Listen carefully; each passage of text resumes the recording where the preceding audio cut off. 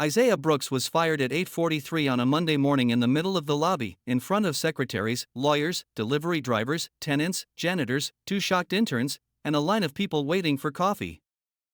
The building was called Grant Meridian Tower, 31 floors of marble, glass, polished brass, and expensive confidence in the center of downtown Charlotte. It was the kind of place where men in tailored suits spoke about markets before breakfast and where people who cleaned the restrooms knew more about the truth of the building than anybody sitting on the executive floors. Isaiah knew the truth of the building better than most. He had worked there as a security guard for 4 years. He was 52 years old, black, tall, lean, broad-shouldered, with a close gray beard and the calm expression of a man who had spent his whole life learning that composure could save you from other people's chaos. His navy uniform was always pressed. His shoes were always polished. His incident reports were cleaner than most lawyers' emails. He knew every loading dock delivery, every after-hours cleaning crew, every elderly tenant who needed help with the revolving door, every employee who cried in the restroom during lunch, and every executive who thought saying good morning to building staff was beneath their pay grade. That Monday, the humiliation began over a badge. Not even Isaiah's badge. A temporary visitor badge. At 7:55 that morning, Damian Wexler's son Tyler came swaggering through the east entrance with two friends and a blonde woman in dark glasses. Tyler was 26, overdressed, underqualified, and permanently protected by the fact that his father was acting chief operating officer of Meridian Commercial Holdings, the management company that controlled Grant Meridian Tower. Tyler did not work in the building. He behaved as though he owned it. He headed toward the private service elevators with a gym bag slung over one shoulder and a smile that suggested rules were something made for the inconvenience of others. One of the guards on overnight shift, a young man named Aaron, stopped him politely and asked him to sign in. Tyler laughed in his face. Then he walked around the desk. Aaron looked panicked. He was new, still learning that some of the most dangerous people in a building were the ones whose names were on donor walls. He glanced toward Isaiah, who had just stepped out of the security office with a clipboard and a cup of coffee. Isaiah took in the whole scene in one look. "Morning," he said. "Need everyone to stop right there." Tyler turned. "Oh, come on. Not you too." Isaiah set down the coffee. "Visitor check-in applies to everyone not on tenant roster." Tyler rolled his eyes. "You know who I am." "Yes," Isaiah said. "That doesn't replace the sign-in sheet." One of Tyler's friends laughed. The blonde woman looked annoyed. Tyler stepped closer. "My father practically runs this building." Isaiah nodded once. "And I run this desk. Sign in." That should have been the end of it. Instead, Tyler decided the people in the lobby were an audience. He spread his arms dramatically and said, loudly enough for half the room to hear, "Can you believe this? A security guard trying to block me from my own building." Isaiah did not raise his voice.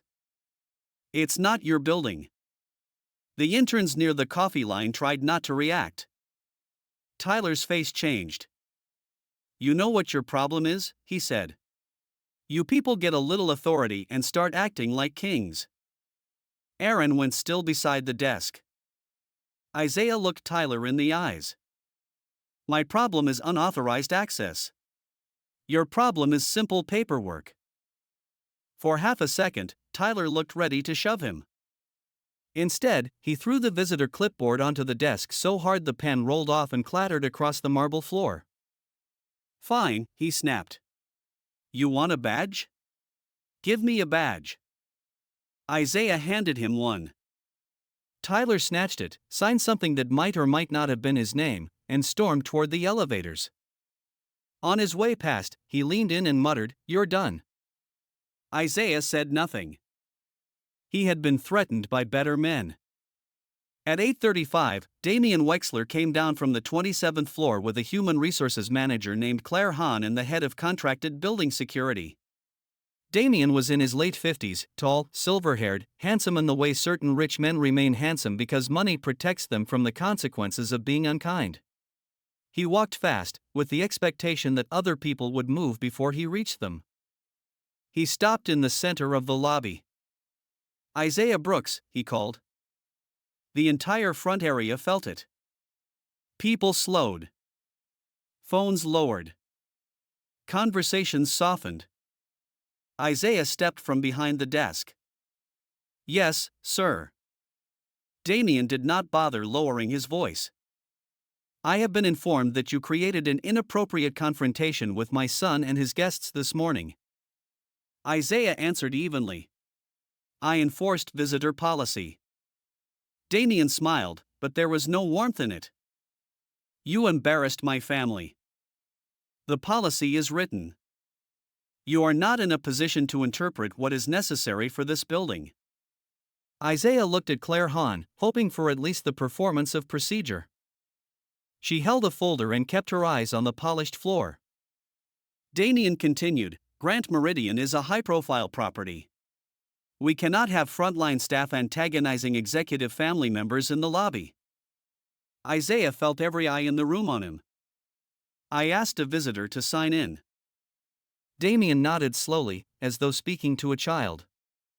"And this is why some people never rise. They confuse rules with judgment." The words hung there. Not just aimed at Isaiah. Aimed through him. At his job, his uniform, his place in the hierarchy. Isaiah said, "If I had let them through and something happened, you'd be standing here calling it negligence." Damien's face hardened. That tone is exactly the issue. Claire finally opened the folder. "Mr. Brooks," she said, still not really looking at him, "your employment with Meridian Security Services at Grant Meridian Tower is being terminated effective immediately." Aaron whispered, "What?" Somebody near the coffee stand gasped. The janitor mopping near the west corridor stopped moving entirely. Isaiah stood very still. "On what grounds?" Claire swallowed. "Violation of executive conduct expectations and insubordination." Isaiah actually smiled once, though there was no humor in it. "Executive conduct expectations." Damien crossed his arms. "Turn in your badge." In front of everyone. That was the point. He could have done it upstairs. He could have called Isaiah into an office. He could have let HR send a notice. But men like Damien liked to humiliate in public when they thought it would warn others to stay in line. Isaiah unclipped his badge. The lobby was so quiet that the metal made a sharp sound when he placed it on the desk. Then he removed the radio, the building keys, the access card. He set them down one by one. Damien watched him with the detached satisfaction of a man who believed he was teaching the room how power worked. Isaiah picked up the small cardboard box that Aaron silently pushed toward him. Inside were a thermos, a spare phone charger, a family picture, and the paperback novel he kept at the desk for slow hours. He looked at Damien. Then at Claire. Then at the people pretending not to witness what they would repeat for weeks. Finally he said, calmly, "Be careful how you treat the people who know the bones of a building." Damien gave a thin smile. "You are a security guard, Mr. Brooks. You are not the building." Isaiah held his eyes. "No," he said. "But I know who keeps it standing." And then he walked out through the front doors with the box in his arms, while the revolving glass turned behind him and the whole lobby silently absorbed what had just happened. By lunchtime, everyone in Grant Meridian Tower knew. By evening, neighboring buildings knew too. A black security guard had been fired in front of everybody because he dared to make the boss's son sign in like a regular human being. Some people were angry. Some people were entertained. Some told themselves it was unfortunate but probably more complicated. That was how cowards usually described public injustice when it happened in air conditioning. Isaiah drove home to his small brick house on the west side of the city, set the cardboard box on the kitchen table, loosened his tie, and sat down. The house was quiet. Too quiet sometimes. His wife had been gone 6 years now. Lena Brooks had died of ovarian cancer after a fight so brave it still made him angry that the world had not rewarded it with survival. They had been married 23 years. She laughed from the stomach, cooked without recipes, hated waste, and once told him that dignity was not something the world gave black people for free, so they had to hand it to each other deliberately. Her picture stood on the windowsill above the sink. Isaiah looked at it a long time.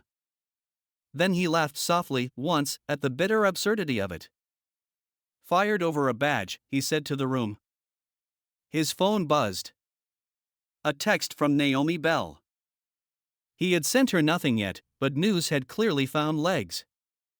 "You busy, or did rich people already ruin your day for free?" Isaiah smiled despite himself. Naomi Bell had been his attorney for 8 years and his friend for 6. She was in her late 40s, brilliant, sharp-tongued, and professionally allergic to nonsense. She handled contracts, trusts, property acquisitions, and disputes for Brooks Stewart Holdings, the quiet investment company Isaiah had built piece by piece over the last 13 years. He called her.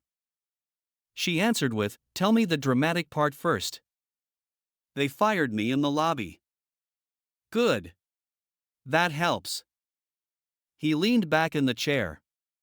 "Most people would not start there. Most people don't bill by the hour while enjoying vengeance. Are you all right?" "Yes." "You lying?" "A little." "Fair." He told her everything. Tyler. Damien. The badge. The firing. The public spectacle. Naomi listened without interruption. When he finished, she said, "Do you want the good news or the insulting news?" "Let's start insulting." "The insulting news is that Damien Wexler remains exactly the sort of man I warned you he was." Isaiah rubbed his forehead. "And the good news?" "The acquisition documents are ready. Eleanor Mercer signed this afternoon." For the first time all day, Isaiah's shoulders loosened. He closed his eyes. "All of them?" "All of them. Controlling interest, voting rights, transition authority, interim management appointment. Once the final escrow clears, Brooks Stewart Holdings becomes the new majority owner of Grant Meridian Tower." He let the silence sit between them for a second. Then Naomi added, "So technically, congratulations. You were fired from a building you now own." That got a real laugh out of him. Not a big one. Enough. Before he was the security guard who got fired in front of everyone, before he was the man returning 1 week later as the new owner, Isaiah Brooks had spent most of his life learning the difference between access and ownership. He grew up in Durham, North Carolina, the son of a maintenance mechanic and a middle school librarian. His father, Samuel Brooks, fixed boilers, air systems, loading dock hydraulics, and whatever else broke inside buildings full of men who wore nicer shoes than he did. When Isaiah was a boy, his father sometimes brought him to work on Saturdays. That was where he learned his first lessons about power. The people whose names were on the glass rarely knew where the shutoff valves were. The people who cleaned restrooms knew which executives drank too much. The people who worked security knew which marriages were crumbling, which tenants were behind on rent, which floors had cockroaches despite their designer furniture, and which men only greeted black staff when someone important was watching. His father once pointed to a gleaming office tower and said, "Remember this, son. Folks think a building belongs to the person whose name is on the lease. Sometimes it really belongs to the person who understands every noise it makes." Isaiah never forgot that. He served 12 years in the Army after high school, mostly in logistics and facility operations, because he was good at structure and even better at staying calm when everyone else wanted panic. After leaving the military, he worked in commercial security and later built a small but respected consulting business that audited high-rise safety, access systems, emergency preparedness, and staff operations. He did well. Not flashy well. Quietly well. He never liked noise around money. When Lena got sick, he sold part of the consulting business rather than let medical debt choose how she died. After she passed, he did not return fully to corporate life. Grief made boardrooms feel obscene. He retained a minority stake in the company, invested the rest carefully, and began buying small commercial properties through Brooks Stewart Holdings. Not skyscrapers at first. A warehouse. Then a neighborhood office strip. Then a medical building with bad management and good bones. Then 2 mixed-use properties. Then parking parcels. Then a minority position in an aging downtown office tower. He did not rush. He watched roofs, elevators, loading docks, lease structures, vendor contracts, and human behavior. He liked buildings other people called tired. He liked undervalued places with hidden strength. He liked environments where respectability had become cosmetic because those were usually the ones no one was managing from the ground up. Grand Meridian Tower came onto his radar 3 years earlier.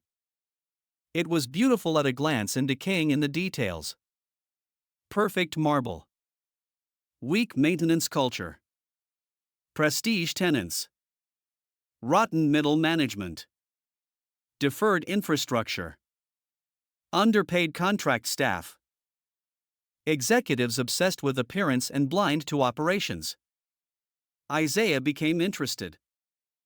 Then he did something few people understood. He took a job there.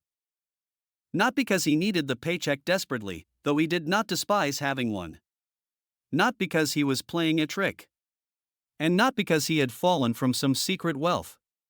He took the security post because he believed you should never buy a building until you understand it from the lobby, the service hall, the night shift, and the loading dock. So he worked. He watched. He learned. He studied tenant turnover, vendor habits, incident reports, elevator outages, staffing culture, and the particular arrogance of Meridian Commercial Holdings. He also met Eleanor Mercer. Eleanor Mercer was 74 years old, white-haired, elegant, unsentimental, and the widow of Harrison Mercer, the developer who originally built Grand Meridian Tower 30 years earlier. Most people in the building assumed Meridian Commercial Holdings owned the tower outright. In fact, the underlying controlling interest remained in the Mercer Family Trust, with Meridian acting as managing operator after Harrison's death. Damian Wexler, Eleanor's late husband's nephew by marriage, had been given interim management authority because he spoke the language of finance loudly enough to fool people who were impressed by charts. Eleanor was not fooled. She visited the building unannounced twice a month, usually in plain coats, no entourage, no press. Half the staff barely recognized her. Isaiah did. Not from society pages. From behavior. People who truly own places move differently through them. They do not look up for permission. The first time they spoke, her town car driver was late and she had a coughing fit in the lobby. Everyone else thought she was just an older woman having a moment. Isaiah got her water, cleared space, and stayed beside her without making a spectacle of it. She recovered, glanced at his name tag, and said, "You did that without talking to me like furniture." Isaiah replied, "I try not to."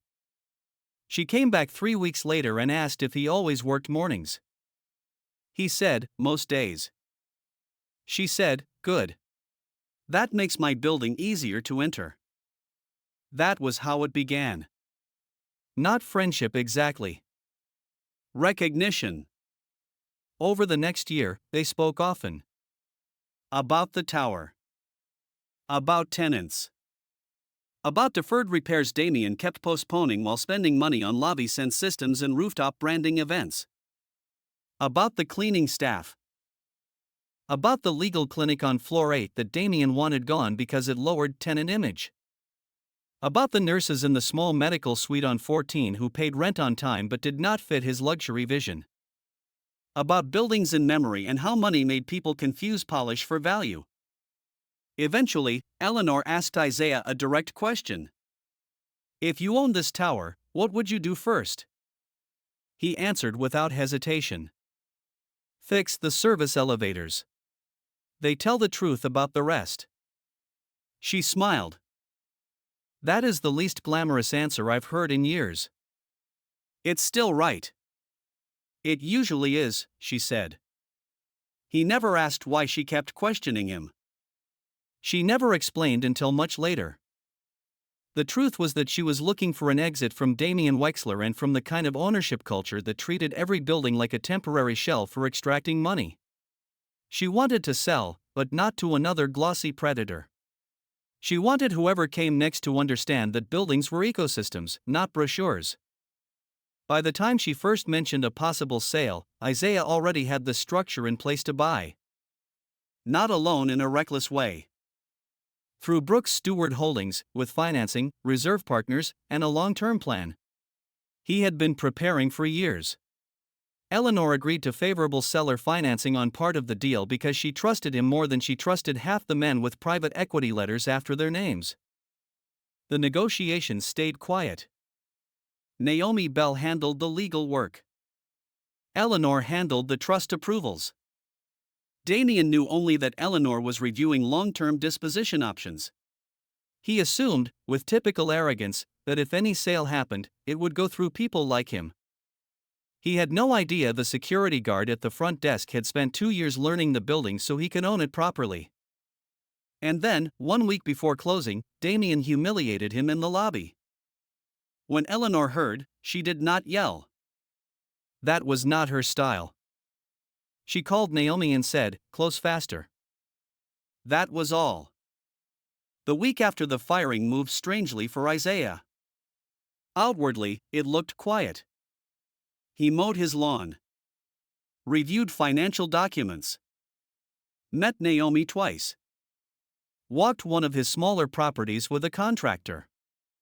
Had dinner with his daughter Simone, who came up from Raleigh furious on his behalf and wanted to know whether it was too late to key somebody's car. He told her no. She said, "Shame."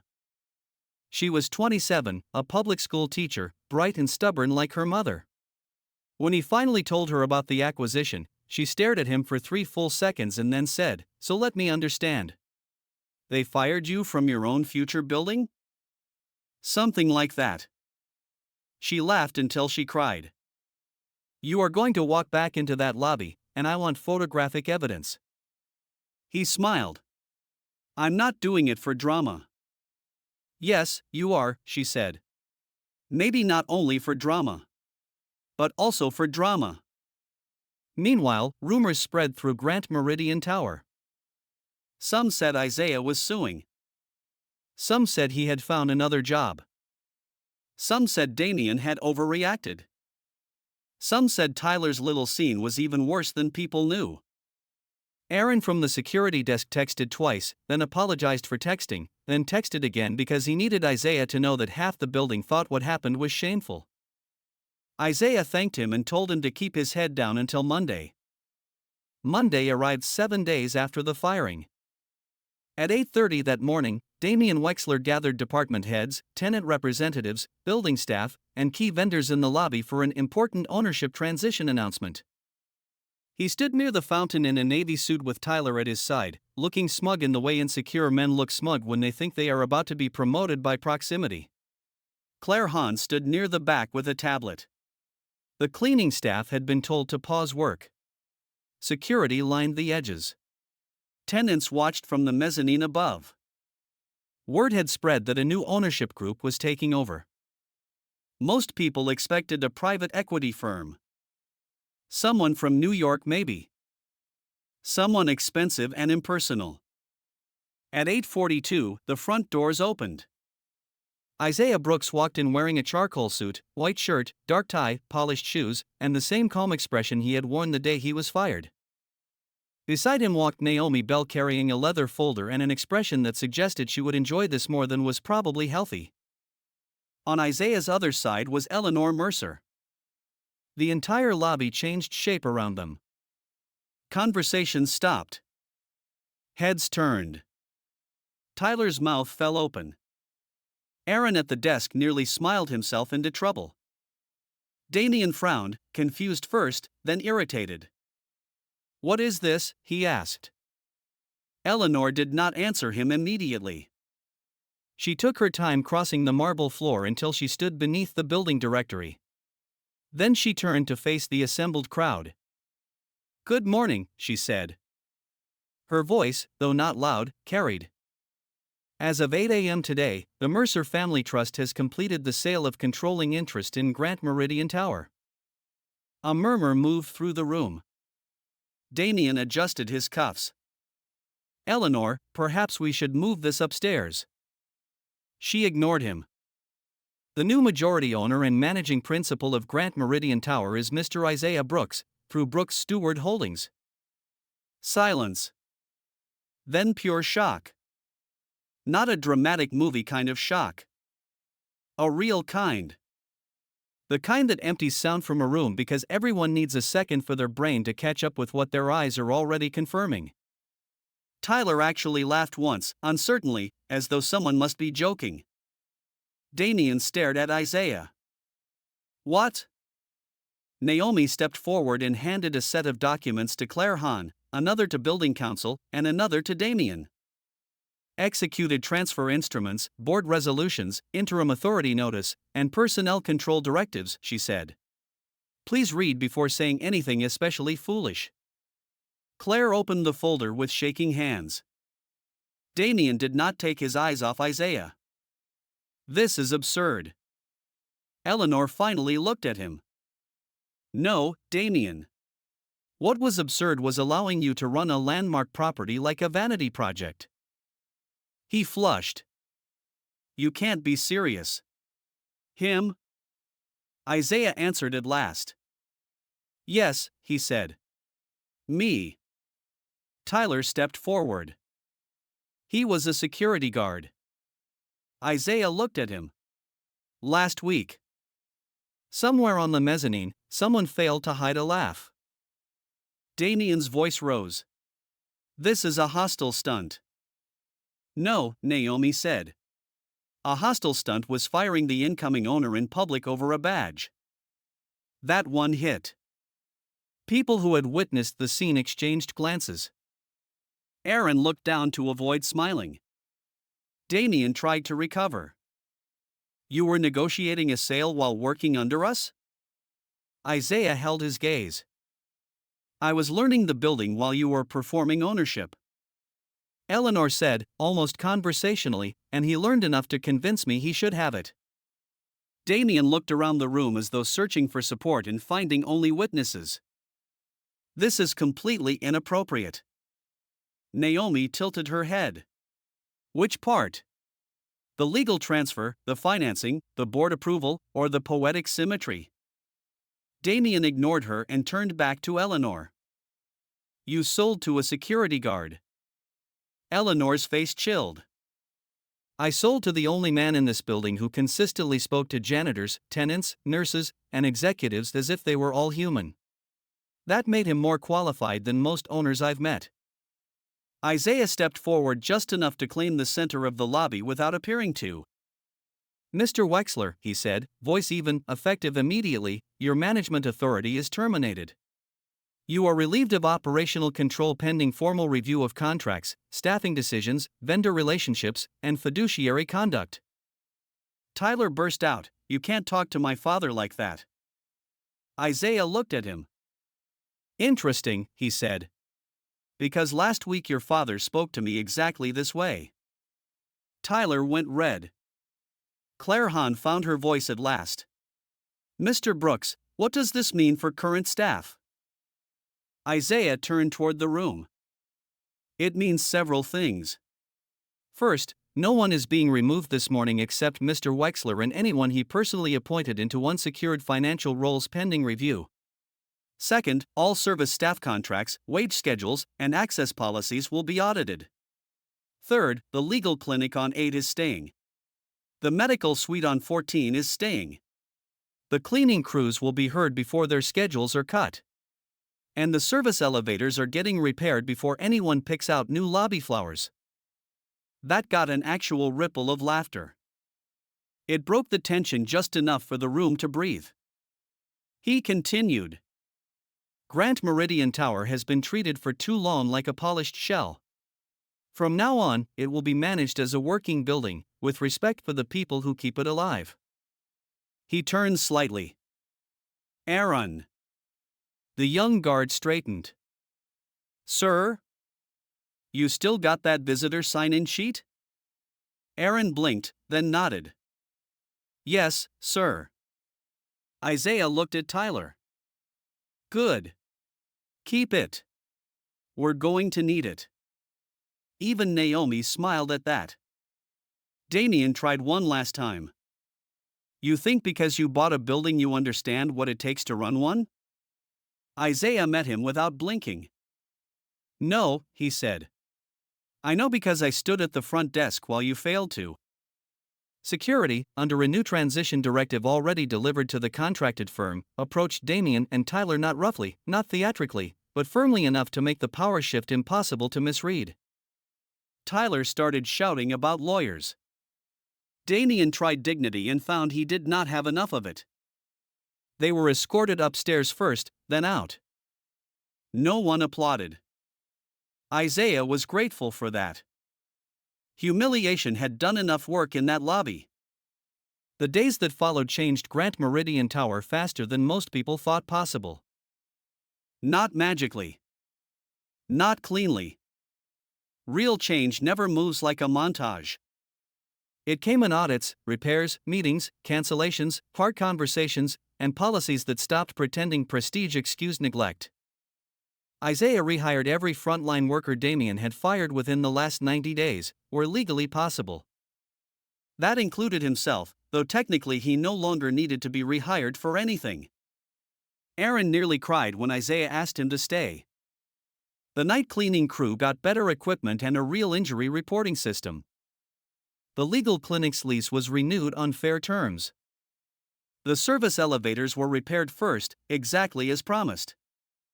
Vendor contracts tied to Damien's friends were reviewed and, in several cases, terminated.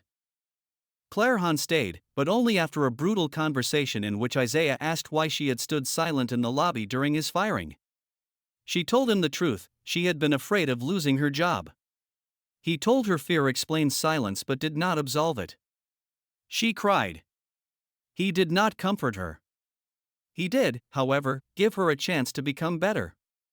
Over time, she did. One Friday evening, a week after the transition, Isaiah walked the building from basement mechanical rooms to the top floor tenant lounge. He did not do it for show. He liked knowing the new sounds. A building under honest ownership sounds different. Less strained. Less hidden. On the 23rd floor he found Maribel, one of the senior custodians, emptying recycling bins. She looked at him, then shook her head. I still cannot believe it. He smiled. Which part? That they fired you. He nodded. Fair. She pointed the other way. And that you came back owning the whole place. That made him laugh. Well, he said, technically not the whole place. Just enough of it to cause trouble.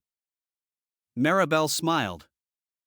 Then she said quietly, Mr. Brooks, that day in the lobby, some of us wanted to say something. I know. We didn't. I know that too. She looked down. I'm sorry. Isaiah considered her for a moment. Then he said, next time, say something before the apology is all that's left. She nodded. I will. A month later, Simone came to visit the building. Isaiah walked her through the lobby, the loading dock, the freight corridors, the mechanical levels, the new tenant commons, and finally the small corner office he used only when necessary. She looked around at the glass walls, the city view, the framed transition documents, and the simple photo of Lena Brooks on the bookshelf. Then she turned to him. You really did it. He shrugged lightly. We did it. No, she said. I teach third grade. You did this. He sat on the edge of the desk. For a long time I thought success meant getting to the top floor. She smiled. And now I think it means making sure the basement matters too. Simone looked at him with the particular pride daughters have when they realize their father's quiet was never weakness. It was discipline. What would Mama say? She asked. Isaiah looked toward Lena's picture. She'd say I still need better lamps. Simone laughed until she had to sit down. 3 months after the acquisition, Grant Meridian Tower hosted a staff town hall in the lobby. Not a glossy tenant event. Not a ribbon cutting. A real building meeting. Engineers, janitors, guards, receptionists, assistants, tenant reps, cleaners, couriers, leasing staff, and vendors were all invited. Folding chairs filled the space where Isaiah had once been publicly fired. He stood at the front, no jacket, sleeves rolled once, no performance in him. "I want to say something plainly," he began. "Some of you think this story is about a security guard getting fired and coming back as owner. That makes good gossip. It also misses the point." The room went still. I did not become more worthy when I bought this building. I was worthy standing at the front desk in a uniform. The problem was never my title. The problem was how easily some people confuse position with value. He looked across the crowd. Buildings teach you what organizations really believe. If the people who clean, guard, repair, deliver, and carry are treated like background, then the place is already rotting no matter how polished the lobby looks. He paused. When I stood at that desk, I saw two buildings every day. One in the brochures and one in the hallways. From now on, they need to be the same building. No one clapped right away. Not because the words failed. Because they landed first. Then the applause came. Strong. Steady. Not for spectacle. For recognition. Afterward, Aaron came up with a grin and said, "Mr. Brooks, I kept the badge." Isaiah raised an eyebrow. "Which badge?" "The one Tyler signed for that morning." Isaiah laughed. "Destroy it." Aaron smiled. "Thought maybe we should frame it." Isaiah thought for a second. Then he said, "No. We're not building a museum to foolishness."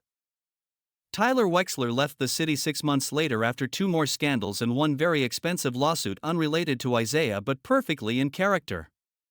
Danian's consulting career never quite recovered.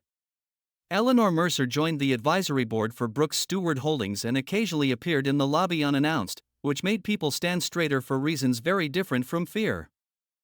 The most important changes were quieter. Paid sick leave for service contractors. Transparent reporting for building injuries. Fairer lease treatment for smaller tenants. A scholarship fund in Lena Brooks's name for children of building staff. A restored break room for night crews.